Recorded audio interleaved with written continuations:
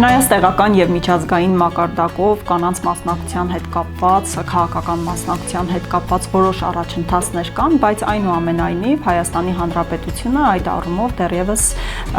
մեծ ձեռքբերումներ չունի, քանի որ եւ ընտրովի պաշտոններում եւ կանանց մասնակցության որոշումների կայացման գործընթացում բավականին ցածր ցուցանիշներ ունի։ Եվ հատկապես Շիրակի մարզում այս ամենը առավել ցայտուն է երևում։ Հաշվի առնելով այս համատեքստի վերլուծությունը, մեր կազմակերպության համար կանանց քաղաքական մասնակցության խթանումը ռազմավարական ուղղություն է։ Կանանին մեծ փորձ ունի տարիների աշխատելու այս ոլորտում, երբ փորձում են մարդկանց հզորացնել, կարողանալ ինքնուրույն անհատներ դառնալ եւ քանի որ հոգեբանական կոմպոնենտն էլ կա կազմակերպության աշխատանքի մեջ եւ աշխատակիցների գիտելիքների մեջ, ինձ թվում է դա շատ լավ հնարավորություն է այդ ուղղությամբ աշխատելու եւ հաջողության հասնելու եւ ինձ թվում է կարծրատիպերը քանդելու լավագույն ճանապարհներից մեկն է, երբ որ դու փորձում ես դիմացինին ցույց տալ իր կարեւորությունը եւ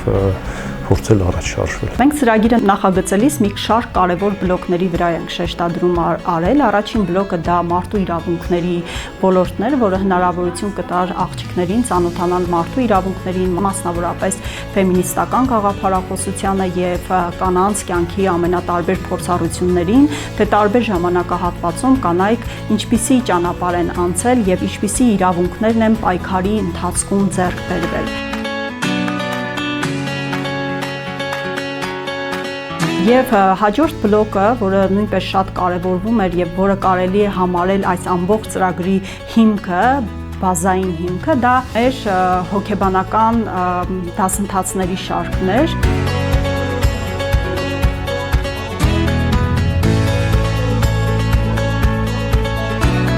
Այս բլոկներին զուգահեռ, դասընթացների կարողությունների զարգացման բլոկներին զուգահեռ մենք իրականացնում ենք նաև ճանաչողական այցեր, ինչպես պետական, այնպես էլ մասնավոր հաստատություններ։ Հիմնական նպատակը, որ աղջիկները իրենց ձեռք բերած գիտելիքները կարողանային վերածել պրակտիկ փորձի եւ տեղում հնարավորություն ունենային որոշում կայացնողներին ուղղել իրենց հուզող հարցերը, որոնք ամբողջ դասընթացների ընթացքում կուտակվել էին։ Մենք հանդիպում ունեցանք ինչպես մարզպետարանում, այնպես էլ Գյումրու համայնքապետարանում, նաև ՄԻՊ-ի հետ Գյումրու մասնաճյուղում հանդիպում ունեցանք եւ կանայք ծանոթացան այդ կառույցներում կանանց ներգրավվածությանը, տարբեր բաժիններում կանանց կողմից իրականացվող ծրագրերին։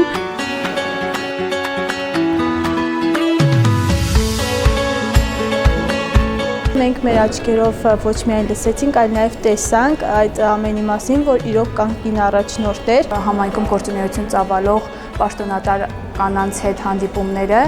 մեզ թույլ տվեցին համոզվել, որ առաջնորդ լինելը ոչ միայն պաշտոն է, այլև արժեքների վրա հիմնված պատասխանատվություն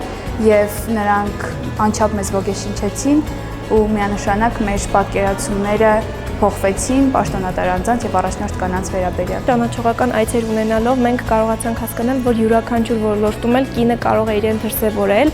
ինչպես նաեւ կարողացանք հասկանալ, որ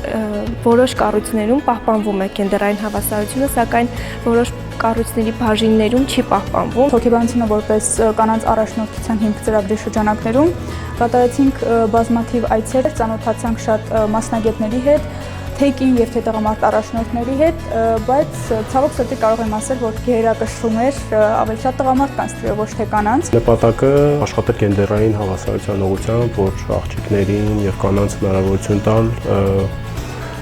հավասար իրավունքներ ունենալ մեր շատ հետադիմական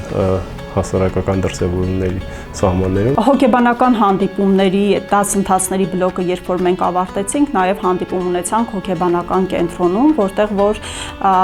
աղջիկները իրենց հուզող հարցերը հղեցին հոգեբանին եւ փորձեցին բացահայտել, թե կանայք որոշումների կայացման այդ գործընթացում ներգրավելու տեսանկյունից ինչպիսի խոչընդոտների են հանդիպում, այդ խոչընդոտները ինչպես արտաքին են, այնպես էլ ներքին եւ հաջորդիվ մենք նաեւ հանդիպում ունեցանք Գյումրու բիզնես ոլորտում կայացած կնոջ հետ, ով նաև կարծրատիպեր էր կոտրել այս ոլորտում, ավտոդպրոց էր հիմնել եւ որի ժամանակ աղջիկները այդ ճանաչողական այցի ժամանակ հնարավորություն ունեցան նրանից տեղեկանալ, թե ինչպիսի խոչընդոտներ է ինքը անձամբ հաղթահարել այդ բիզնեսի հիմնելու ճանապարհին։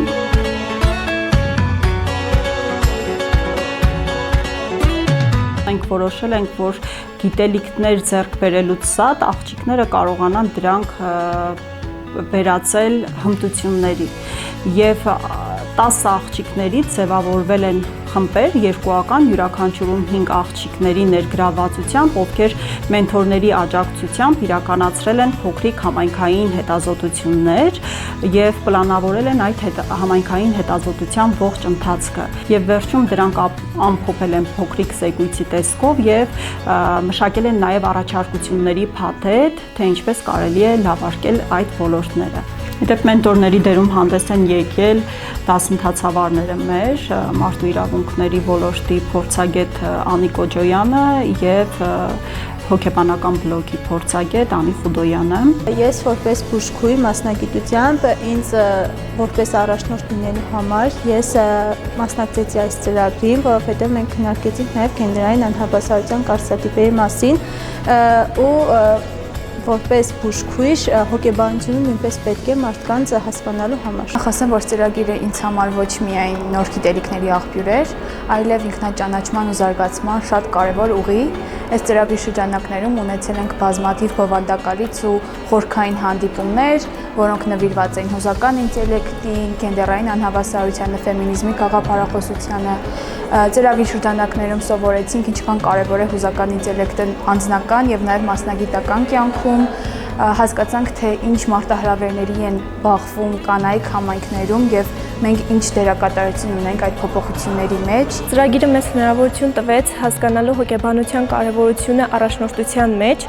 ինչպես նաև հնարավորություն տվեց մեզ բացահայտելու մեր ներուժը,